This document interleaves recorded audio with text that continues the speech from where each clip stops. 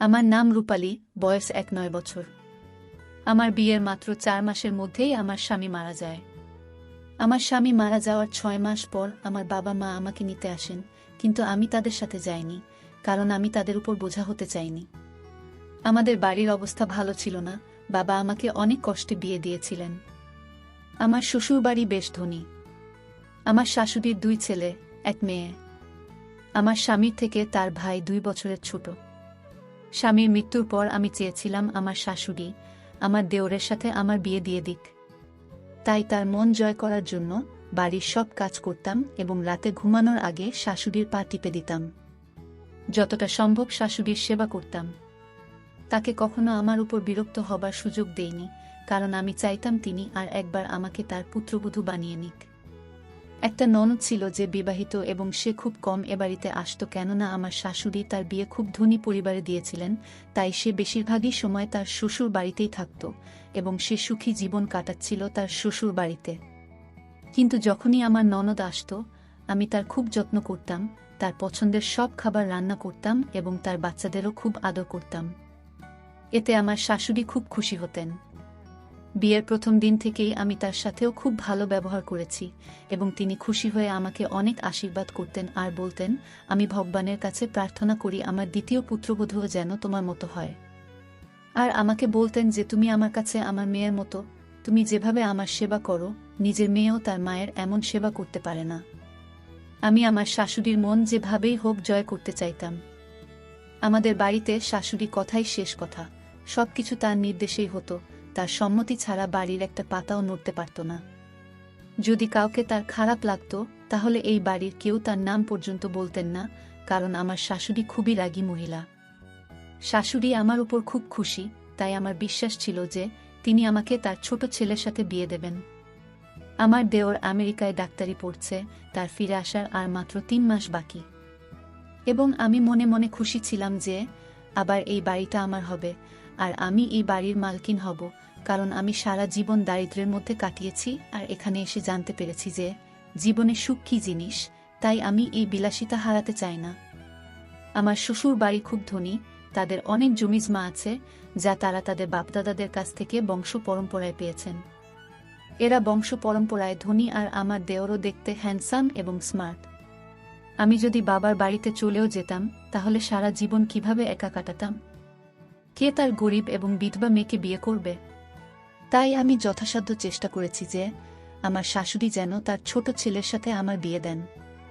আমারও কি ভাগ্য, যখন আমার বিয়ে হয় তখন আমি খুব খুশি ছিলাম যে আমার বিয়ে একটা বড়লোক বাড়িতে হচ্ছে।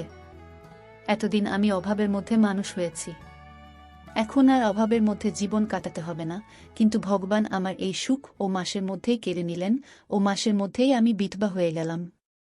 এখন আমি আমার দেওরের সাথে বিয়ে হয়ে এই বাড়িতেই আরামে থাকতে চাইতাম। শাশুড়ির মতো পুরো বাড়িতে কর্তৃত্ব নিজের হাতে চাইতাম। আমি জানতাম এটা একমাত্র সম্ভব আমার দেওর আমাকে বিয়ে করলে, কারণ আমার শাশুড়ি এই ছেলের খুব বাধ্য ছিলেন। তিনি প্রতিটি বিষয়ে তার ছোট ছেলের সাথে পরামর্শ করে করতেন। আমার স্বামী ছোটবেলা থেকেই অসুস্থ ছিল, ছোটবেলার এই দুর্বলতা তার শরীরে যৌবন পর্যন্ত থেকে যায়। সে দেখতে রোগা পাতলা এবং কালো, তাই তো আমার মতো গরিব মেয়ের বিয়ে এত ধনী পরিবারে হয়েছে। তবুও আমি আমার স্বামীর সাথে সুখী জীবনযাপন করতে চাইতাম, কিন্তু আমার স্বামী আমাকে সাথ দেয়নি, তিনি আমাকে ছেড়ে চিরদিনের মতো চলে গেলেন। যদিও আমরা গরিব, কিন্তু আমার বাবা যদি জানতেন যে আমার স্বামীর এমন রোগ আছে যে সে ছোটবেলা থেকেই অসুস্থ, তাহলে আমার বাবা কখনই তার মেয়েকে এই বাড়িতে বিয়ে দিতেন না। আমার বাবা এই কথাটি জানতেন না, তাই আমার শাশুড়ি যখন আমার বাবাকে আমার সম্বন্ধের কথা বলেছিলেন, তখন আমার বাবা রাজি হয়ে যান। আর এইভাবে আমি এই বাড়িতে আসি। কেবলমাত্র 3 মাস সুখে ছিলাম, তারপরে হঠাৎ আমার স্বামীর শরীর খারাপ হলো। আমার শাশুড়ি আমার স্বামীর চিকিৎসার জন্য টাকা জলের মতো ঢেলেছেন, এমনকি চিকিৎসার জন্য তাকে অন্য দেশে পাঠাতে চেয়েছিলেন, কিন্তু তার কাছে সময় খুব বেশি ছিল না। কিছুদিনের মধ্যেই তিনি মারা যান। স্বামীর মৃত্যুর পর আমি 1 বছর ধরে শ্বশুর এবং নন্দের সেবা করছি। কিন্তু সেদিন আমার খুব খারাপ লাগলো, যেদিন আমার শাশুড়ি বললেন যে আমি আমার ছোট ছেলের জন্য মেয়ে খুঁজছি, যাতে তাকে বিয়ে দিতে পারি। মনে মনে ভাবলাম, যদি তাদের সামনে দিনরাত দাসীর কাজ করি, যদি তাদের সেবা যত্ন ঠিকমতো করতে থাকি, তাহলে হয়তো আমার শাশুড়ি খুশি হয়ে আমাকে তার ছোট ছেলের বউ বানাবেন। কিন্তু আমি ভাবতেই পারিনি যে আমার সমস্ত পরিশ্রম এবং আশা বৃথা যাবে। একদিন আমি এবং শাশুড়ি খুব নামকরা এক তান্ত্রিক বাবার কাছে গিয়েছিলাম। না জানি কতদিন ধরে আমার শাশুড়ি এই বাবার কাছে আসছিলেন। তিনি প্রতি সোমবার বাবার কাছে আসতেন এবং তার আশীর্বাদ নিতেন। আমরা সেখানে পৌঁছানোর সাথে সাথে ভিখারির লাইনে বসা একটা অন্ধ মেয়েকে দেখে আমার শাশুড়ির বোধ হয় ওর প্রতি করুণা হয়েছিল, তাই তিনি গিয়ে ওর কাছে বসে ওকে জিজ্ঞেস করতে লাগলেন, তোমার কি কোনো অ্যাক্সিডেন্ট হয়েছে? তুমি এখানে কি করছো আর কোথায় থাকো? আমার শাশুড়ি এমনভাবে কথা বললেন যেন তাকে অনেকদিন ধরেই চেনেন। আমি অবাক হয়ে গেলাম যে কেন আমার শাশুড়ি একটা ভিখারির কাছে গিয়ে বসলেন এবং কিভাবে তাকে চেনেন। আমার শাশুড়ি তার কাছে ক্ষমা চাইছিলেন আর বলছিলেন, মা, আমাকে ক্ষমা করে দাও, আমার সাথে আমার বাড়িতে চলে। অন্ধ মেয়েটিকে খুব রাগী দেখাচ্ছিল।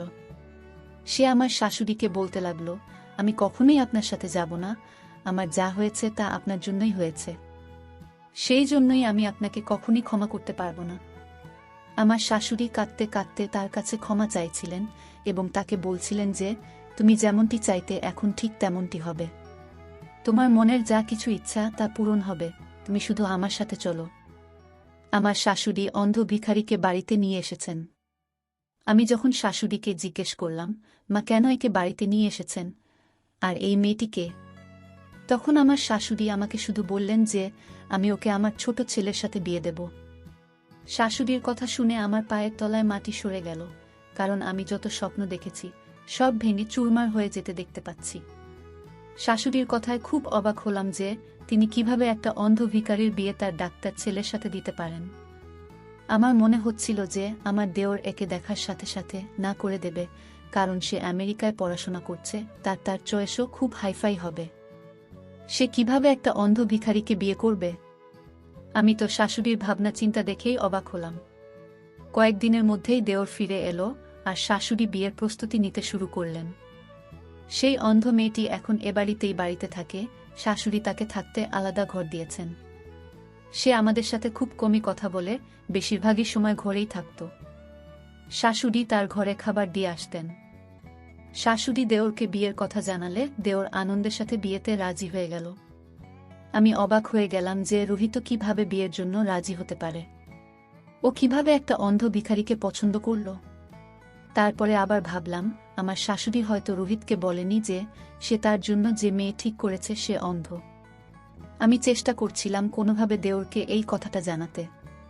একদিন সুযোগ পেয়ে রোহিতকে উস্কে দেওয়ার চেষ্টা করলাম। রোহিত, তোমার মা তোমাকে একটা অন্ধ ভিখারির সাথে বিয়ে দিতে চায়। আমার কথা শুনে রোহিত আমার দিকে অবাক চোখে তাকিয়ে বলল, বৌদি, চিন্তা করো না, মায়ের উপর আমার পূর্ণ বিশ্বাস আছে, তিনি আমার সাথে খারাপ কিছু করবেন না। আমি মাথা নিচু করে চুপ হয়ে গেলাম।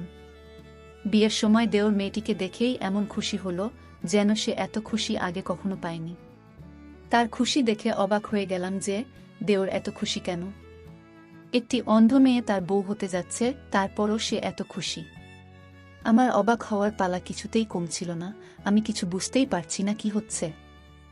দেওরের বিয়ে সেই অন্ধ মেয়ের সাথে হয়ে গেল, আর আমার চোখের সামনে দিয়ে সে তার স্ত্রীর হাত ধরে ঘরে চলে গেল।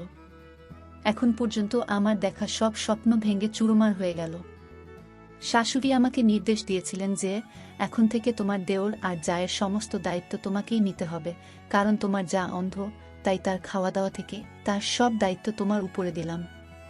আমার এই কথাটা একদমই পছন্দ হয়নি যে প্রথমে তো শাশুড়ির সেবা করতাম, এখন শাশুড়ি আবার জায়ের কাজের দায়িত্ব আমার কাঁধে তুলে দিয়েছেন।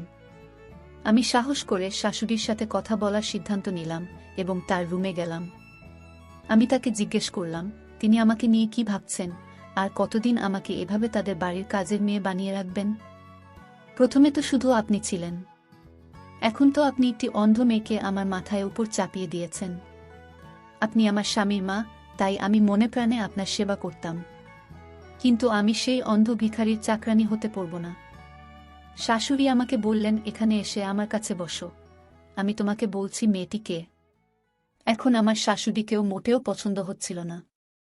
আমার মন চাইছে না তার কাছে যাই, মনে হচ্ছিল এই মুহূর্তে এই বাড়ি ছেড়ে কোথাও চলে যাই। কারণ আমার সমস্ত উদ্দেশ্য ব্যর্থ হয়েছে, এখন আর তাদের কথা শুনে আমার কি লাভ। কিন্তু বাধ্য হয়ে তার কাছে গিয়ে বসলাম। শাশুড়ি বলতে শুরু করলেন, সেই সময় রোহিত আমেরিকায় যায়নি, আর এই মেয়েটির নাম জ্যোতি আমাদের এলাকায় থাকত। রোহিত এবং জ্যোতি একে অপরকে ভালোবাসত। রোহিত আমাকে অনেকবার বলেছিল তার সম্বন্ধ নিয়ে জ্যোতিদের বাড়িতে যেতে, কিন্তু ওরা আমাদের চেয়ে গরিব, আর আমি রোহিতের বিয়ে খুব ধনী পরিবারে দিতে চাইতাম। রোহিত আমাকে অনেকবার বলেছে যে ভোলা বাসার কাছে টাকার কোনো মূল্য নেই, কিন্তু আমি বুঝতে পারিনি। আমি মেয়েটির বাড়িতে গিয়ে তাদের বলেছিলাম, তোমার মেয়েকে বলে আমার ছেলের থেকে দূরে থাকতে। আমি জানি তোমাদের নজর আমার ধন সম্পদের দিকে, সেই জন্যই তোমরা তোমাদের মেয়েকে দিয়ে আমার ছেলেকে ফাঁদে ফেলেছ, কিন্তু তোমরা যা চাও তা মোটেও হবে না, আমি কিছুতেই এটা হতে দেব না। জ্যোতির্মা কাঁদতে কাঁদতে আমাকে বলছিল যে আমরা আমাদের মেয়েকে এরকম কিছুই বলিনি। আমরা গরিব, কিন্তু আমাদেরও মান সম্মান আছে। আপনি এখানে এসে এরকম নাটক করলে আমাদের মানসম্মান ধুলো মিশে যাবে। ভগবানের দোহাই, দয়া করে এখান থেকে চলে যান। সেই মহিলা আমাকে বলেছিলেন, আজকের পর আমি আমার মেয়েকে আপনার ছেলের সাথে মেলামেশা করতে দেব না। আপনি নিশ্চিত হয়ে বাড়ি যান। আমি যখন তাদের বাড়িতে গিয়ে তাদের কথা শোনাচ্ছিলাম, তখন বাইরে অনেক লোক জড়ো হয়। আশেপাশের সবাই এই তামাশার কথা জানতে পেরে যায়। গরিব মেয়েটির মা লজ্জায় কাঁদছিলেন। আমি বাড়িতে ফিরে আসার পর রোহিত আমার সাথে মোটেও কথা বলছিল না। আমি তাকে খাবার খেতে ডাকলাম, কিন্তু সে খাবার খেতে চাইল না। রোহিতের এই অবস্থা আমি সহ্য করতে পারছিলাম না, কারণ আগে কখনো এমন হয়নি যে রোহিত আমার সাথে কথা বলেনি এবং আমার কোনো প্রশ্নের উত্তর দেয়নি। রোহিত খুব বাধ্য ছেলে ছিল, আমার একবার ডাকাতেই ছুটে আসত। আর এখন এসব হচ্ছে কারণ মেয়েটি তাকে ফোন করে সব বলে দিয়েছে যে আমি তাদের বাড়িতে গিয়ে পুরো পাড়ার সামনে তার বাবা মাকে অপমান করেছি। পরের দিন সকালে রোহিত যখন বাইরে যাচ্ছিল, আমি জিজ্ঞাসা করলাম, কোথায় যাচ্ছ? সে আমাকে বলল যে জ্যোতির সাথে দেখা করতে। আমি তাকে অনেক নিষেধ করলাম, তাকে বললাম যে আমি তাকে কখনো ওই গরিব বাড়ির মেয়ের সাথে বিয়ে দেব না। ওদের নজর শুধু আমাদের ধনসম্পদের দিকে, যা তুমি দেখতে পাচ্ছ না। আমার এসব কথা শুনেও রোহিত বাইরে চলে গেল, সে আমার কথার কোনো উত্তর দিল না। কিছুক্ষণ পর যখন সে ফিরে এল, তখন সে জোরে জোরে কাঁদছিল, আর রুমে গিয়ে সেখানে রাখা সবকিছু ভেঙে তছনছ করে দিল। মনে হচ্ছিল যেন ওর মাথায় পাগলামির ভূত চেপেছে। আমি ওর রুমের দরজায় ধাক্কা দিলাম, কিন্তু ও কোনো উত্তর না দিয়ে রুমের ভিতরেই থাকল। সারাদিন খাবার খেল না। আমি রোহিতের এই অবস্থা মোটেও সহ্য করতে পারছিলাম না, কারণ আমি তার মা, আমি তাকে নিজের জীবনের চেয়েও বেশি ভালোবাসতাম। বর ছেলে আগে থেকেই অসুস্থ, কিন্তু আমি আমার এই ছেলেকেও হারাতে চাইনি। আমি মেয়েটিকে ফ্যামিলি শহর থেকে বের করে দিতে চাই, কারণ আমার মনে হচ্ছিল যে তারা যদি এখান থেকে চলে যায় তবে রোহিতের সাথে মেয়েটির যোগাযোগ থাকবে না, এরপরে ধীরে ধীরে তাকে ভুলে যাবে এবং সবকিছু ঠিক হয়ে যাবে। সেদিন রোহিত রুমে থেকে বের হয়নি। আমি আবার মেয়েটির বাড়িতে যাই এবং মেয়েটির বাবা মাকে বলি যে আপনারা এই শহর ছেড়ে দূরে কোথাও চলে যান। বিনিময়ে তোমরা যত টাকা চাইবে আমি দেব। শুধু আপনার মেয়েকে বলুন আমার ছেলেকে জীবন থেকে সরে যেতে। তখনই জ্যোতি ঘর থেকে বের হয়ে এসে আমাকে বলতে লাগলো, আপনি নিশ্চিত থাকুন, আমি কখনই আপনার ছেলের সাথে দেখা করব না। রোহিত কালও আমার সাথে দেখা করতে এসেছিল, কিন্তু আমি তাকে বাড়ি ফেরত পাঠিয়ে তার সাথে সম্পর্ক চিরতরে শেষ করে দিয়েছি। জ্যোতি আমাকে বলল, আমরা আপনাদের টাকা চাই না, আমরা আগেই ভেবে নিয়েছি যে আমরা এই শহর ছেড়ে আজ রাতেই চলে যাব। আপনার ছেলেকে আমাদের পিছন না নিতে এবং আমাদের শান্তিতে থাকতে দিতে বলবেন। আপনার ছেলেই আমার পিছনে পড়েছিল। সে আমাকে সবসময় বলতো যে আমি বিয়ে করলে শুধু তোমাকেই করব, কিন্তু আমি তাকে বলেছিলাম যে আমি তোমাকে কখনই বিয়ে করব না, কারণ আমি জানতাম যে এমন কিছু হবে, কারণ আপনাদের চোখে টাকা আর টাকার জোরে ক্ষমতা এবং খ্যাতিই আপনাদের প্রিয়। আপনার ছেলে কিসে সুখী হবে তাতে আপনার কিছুই যায় আসে না। আমি যতই রোহিতের থেকে দূরে থাকতাম, রোহিত ততই আমার কাছে আসার চেষ্টা করত, আর তারপরে আমিও একই ভুল করলাম যে আমিও ধীরে ধীরে তার প্রেমে পড়তে শুরু করলাম। রোহিত আমাকে বলতো যে তুমি চিন্তা করো না, মা আমাকে খুব ভালোবাসেন এবং অবশ্যই আমার সুখের জন্য মেনে নেবেন। আমি দুঃখিত যে রোহিতের ধারণা এত বড় ভুল যে তার মা তার সুখের জন্য সবকিছু মেনে নেবেন। আমি জ্যোতিকে বললাম, আমাকে কিছু বোঝানোর দরকার নেই, যত তাড়াতাড়ি সম্ভব শহর ছেড়ে বেরিয়ে পড়ো। এই বলে বাড়িতে ফিরে দেখি রোহিতের অবস্থা খারাপ। ভেবেছিলাম এটা কয়েক দিনের ব্যাপার, ধীরে ধীরে ঠিক হয়ে যাবে এবং জ্যোতিকে ভুলে যাবে, কিন্তু সেরকম কিছুই হলো না। দিন দিন রোহিতের অবস্থা খারাপ হচ্ছিল। সে খাওয়া দাওয়া একেবারেই বন্ধ করে দেয়। এরপর একদিন রোহিত অজ্ঞান হয়ে পড়ে এবং অজ্ঞান অবস্থাতেই জ্যোতির নাম বারবার বলছিল। সেদিন আমি বুঝতে পারলাম, যদি জ্যোতির সাথে আমার ছেলের বিয়ে দিতাম তাহলে আজ এই অবস্থা হতো না। রোহিতকে হাসপাতালে ভর্তি করানো হলো। যেদিন রোহিতের জ্ঞান ফিরল, সে কাঁদছিল আর বলেছিল যে, মা, আমাকে জ্যোতির কাছে যেতে হবে, ভগবানের দোহাই, আমাকে জ্যোতির সাথে দেখা করিয়ে দাও। আমি ওকে ছাড়া মরে যাব। আমি ওর সাথে দেখা করতে চাই, কিন্তু ও নিজেই আমার সাথে দেখা করতে চায় না। আমি ওর সাথে দেখা করতে গিয়েছিলাম, কিন্তু ও আমার সাথে সমস্ত সম্পর্ক শেষ করে দেয়, আর ও আমাকে ছেড়ে না জানি কোথায় চলে গেছে। এখনও রোহিত জানত না যে আমি তাকে শহর থেকে চলে যেতে বলেছি। রোহিত সেই দিনের কথা বলছিল যেদিন সে জ্যোতির সাথে দেখা করতে গিয়েছিল, আর সেদিনই জ্যোতি শহর ছেড়ে চলে গিয়েছিল। আমি রোহিতকে বুঝিয়ে বললাম, বাবা, সব ঠিক হয়ে যাবে, তুই তাড়াতাড়ি সুস্থ হ, তারপরে আমি নিজে মেয়ের বাড়িতে তোর সম্বন্ধ নিয়ে যাব। আমি তোকে কথা দিচ্ছি, জ্যোতির বিয়ে তোর সাথেই দেব। ও নিশ্চয়ই কোথাও ওর আত্মীয়ের বাড়িতে বেড়াতে গেছে, কয়েকদিনের মধ্যেই ফিরে আসবে, চিন্তা করিস না। মাথা নিচু করে রোহিতকে এসব কথা বললাম। এই কথা শুনে রোহিত খুশি হয়ে গেল। এরপর কিছুদিনের মধ্যেই সে সুস্থ হয়ে ওঠে। বাড়িতে ফিরে রোহিত আবার জ্যোতির সাথে দেখা করতে যায়, কিন্তু হতাশ হয়ে বাড়ি ফিরে আসে। রোহিত আমাকে বলল, মা, এখন তো তুমিও রাজি। তারপর কেন জানি না ওরা সবাই এই শহর ছেড়ে অন্য কোথাও চলে গেছে, আর ওদের নম্বরও বন্ধ। আমি ওদেরকে কোথায় খুঁজব? এলাকার অনেককে জিজ্ঞেস করেছি, কিন্তু কেউ জানে না ওরা কোথায় গেছে। কিন্তু আমি রোহিতকে বলিনি যে তারা আমার কারণেই শহর ছেড়েছে, কারণ তারা কোথায় গেছে তা আমিও জানি না। রোহিত পুরো 6 মাস ধরে জ্যোতিকে খুঁজছে, কিন্তু তাকে কোথাও পেল না। অবশেষে রোহিত হতাশ হয়ে মেনে নিল যে সে আর জ্যোতিকে খুঁজে পাবে না। তারপর রোহিত সিদ্ধান্ত নিল যে সে এই দেশ ছেড়ে চলে যাবে এবং আর কখনো ফিরে আসবে না। রোহিতের এই কথা শুনে আমার খুব কষ্ট হয়েছিল। নিজের কৃতকর্মের জন্য খুব খারাপ লাগছিল। আমি যদি ওর বিয়ে জ্যোতির সাথে দিতাম, তাহলে অন্তত আমার ছেলে আমার চোখের সামনে থাকত এবং সে কখনই দেশ ছেড়ে যেত না। আমি রোহিতকে বোঝানোর অনেক চেষ্টা করেছি, আটকানোর অনেক চেষ্টা করেছি, কিন্তু সে আমার কোনো কথা শোনেনি। উল্টে আমাকে বলল যে আমি জ্যোতিকে ছাড়া এখানে থাকতে পারবো না। এখানে থাকলে আমার জ্যোতির কথা মনে পড়বে। এটা কোনোভাবেই সম্ভব না যে আমি এই শহরে থাকব, আর যাওয়া আসার পথে জ্যোতির বাড়ির দিকে তাকালে তার স্মৃতি আমাকে কষ্ট দেবে না। এখানে আমার বেঁচে থাকাই কষ্টকর। এই কথা বলেই রোহিত খুব কাঁদছিল। আর আমি যা করেছি তার জন্য আমি আফসোস করছিলাম যে আমার একগুঁয়েমির কারণে আমি আমার ছেলের সুখ কেড়ে নিয়েছি। আমি যদি জ্যোতির সাথে তার বিয়ে দিতাম, তাহলে সে আজ কত সুখী হতো। ছেলের এই অবস্থার জন্য শুধুমাত্র আমি নিজেই দায়ী। আমার কারণেই আজ ওর চোখে জল। এরপর রোহিত আমেরিকায় চলে যায়, কিন্তু আমি জ্যোতিকে খুঁজতে থাকি। আমি জ্যোতির সমস্ত আত্মীয়দের বলেছিলাম যে জ্যোতির সম্পর্কে কিছু জানতে পারলে আমাকে অবশ্যই জানাবেন, কিন্তু আশ্চর্যের বিষয় হলো কেউ তাদের সম্পর্কে কিছুই জানে না। তারা গেল কোথায়?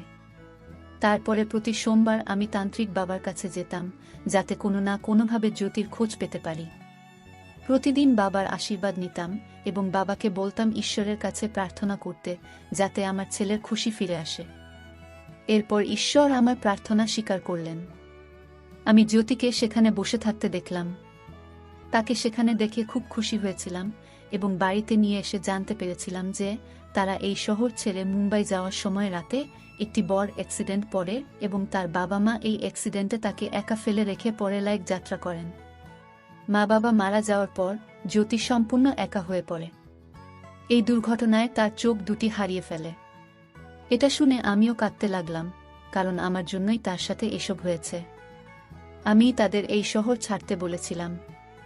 আমি যদি এটা না করতাম তাহলে তাদের সাথে এত বড় অ্যাক্সিডেন্ট ঘটতই না। তাই আমি সিদ্ধান্ত নিলাম জ্যোতির বিয়ে অবশ্যই রোহিতের সাথে দেব। রোহিত ফিরে এসে জ্যোতিকে দেখে খুব খুশি হয়। রোহিতকে খুশি দেখে আমিও চিন্তামুক্ত হয়ে গেলাম। আমার অর্থের কোনো অভাব নেই, আমার কাছে ভগবানের দেওয়া সবকিছুই ছিল, কিন্তু আমার ছেলে যখন খুশি নয় তখন আমি এই সম্পদ দিয়ে কি করব? আর মা, আমি জানি তুমি মনে মনে কি চাইতে, আর সত্যিই যদি আমার ছেলের জীবনে জ্যোতি না থাকতো তবে আমি তোমাকে রোহিতের স্ত্রী বানাতাম। কিন্তু আমি অসহায়, তুমি যা চাও আমি তা করতে পারবো না। তুমি আমার মেয়ে, তুমি যেভাবে আমার সেবা করেছ, ভগবান অবশ্যই এর ফল তোমাকে দেবেন। এখন তুমি যদি বিয়ে করতে চাও তাহলে আমাকে বলো, তোমার জন্য ভালো সম্বন্ধ দেখে আমি তোমাকে উচ্চ পরিবারে বিয়ে দেব, কিন্তু রোহিতের সুখ শুধু জ্যোতিকে নিয়েই। সে তোমাকে নিয়ে কখনো সুখী হতে পারবে না। শাশুড়ি আমাকে আরও বললেন, আমার যত ধন সম্পদ আছে তার অর্ধেক আমি তোমার নামে করে দেব, বাকি অর্ধেক রোহিতের। তবুও তুমি যদি তোমার জীবন নিয়ে কোনো সিদ্ধান্ত নিতে চাও তাহলে অবশ্যই নিতে পারো, আমি নিষেধ করব না। তুমি যা বলবে তাই হবে। শাশুড়ির সব কথা শুনে আমি বুঝতে পারলাম যে আমি যা ভাবছিলাম তা কতটা ভুল। আমি পরিবারের সবার ভালোবাসা দেখতে পেতাম না। তারা চাইলে তাদের ছেলের মৃত্যুর পরে আমাকে আমার বাবার বাড়িতে পাঠিয়ে দিতে পারতেন, কিন্তু তারা আমার সাথে এরকম কিছুই করেননি। বরং শাশুড়ি আমাকে তার মেয়ে বানিয়ে নিজের কাছে রেখেছেন। শাশুড়ি আরও বললেন, মা, আমার অসুস্থ ছেলের সাথে তোমার বিয়ে দিয়ে আমি তোমার জীবন নষ্ট করেছি বলে তোমার মনে কোনো একখাপ রেখো না। আমি আমার বর ছেলেকে তোমার সাথে বিয়ে দিয়েছি কারণ ডাক্তার আমাকে আশা দিয়েছিলেন যে আমার ছেলে সুস্থ হয়ে যাবে, কিন্তু আমি জানতাম না যে তার জীবন একদিনের। সব কথা শুনে আমি শাশুড়িকে বললাম যে মা, এখন আমি আমার সারা জীবন আপনাদের সঙ্গেই থাকব। এ বাড়িতে এত সুখ পাবো কখনো ভাবিনি। আপনি আমাকে যা দিয়েছেন তা আমার জন্য অনেক, আমি এর বেশি চাই না। আমার শাশুড়ি আমাকে জড়িয়ে ধরে বললেন যে তুমি আমার মেয়ে, তুমি সবসময় আমার মেয়েই থাকবে। শাশুড়ির এই কথা শুনে আমি খুব খুশি হলাম এবং শাশুড়িকে বললাম, মা, আমি রোহিত ও তার বউকে তাদের ঘরে খাবার দিতে যাচ্ছি। শাশুড়িকে আরও বললাম, এখন আপনি ওদের দুজনকে নিয়ে একটুও চিন্তা করবেন না, আমি আমার জায়ের যত্ন নেব। তার চোখ নেই তো কি হয়েছে, সে আমার বোনের মতো, আমি তাকে কখনই বুঝতে দেব না যে সে দেখতে পায় না। শাশুড়ি আমার মাথায় হাত রেখে আমাকে আশীর্বাদ করে বললেন, মা, আমি তোমার কাছ থেকে এটাই আশা করেছিলাম। আমি যখন খাবার নিয়ে রোহিতের রুমে গেলাম তখন রোহিতের রুমে আরও 3 জন ডাক্তার বসেছিলেন এবং রোহিত তাদের সাথে জ্যোতির সম্পর্কে কথা বলছিল যে এই সেই মেয়ে যার কথা আমি তোমাদের সবসময় বলতাম। এর নাম জ্যোতি, যাকে আমি খুব ভালোবাসি। আজ ভগবানের কৃপায় আমি জ্যোতিকে পেয়েছি, ওকে পেয়ে আমি খুব খুশি। আমি তো আমার ভাগ্যকে বিশ্বাস করতে পারছি না যে আমি আমার ভালোবাসা পেয়েছি। রোহিতের ডাক্তার বন্ধুরা জ্যোতির অনেক প্রশংসা করছিল এবং জ্যোতি প্রশংসারই যোগ্য, কারণ সে খুব সুন্দরী। রোহিতের ডাক্তার বন্ধুরা জ্যোতিকে নিয়ে আমেরিকাতে আসতে বলল। সেখানে অপারেশন করলে জ্যোতির চোখের জ্যোতি আবার ফিরে আসবে, ওর দৃষ্টিশক্তি আবার ফিরে আসবে শুনে আমি খুব খুশি। এরপর আমরা দুই যা মিলে আনন্দের সাথেই এই বাড়িতে থাকব।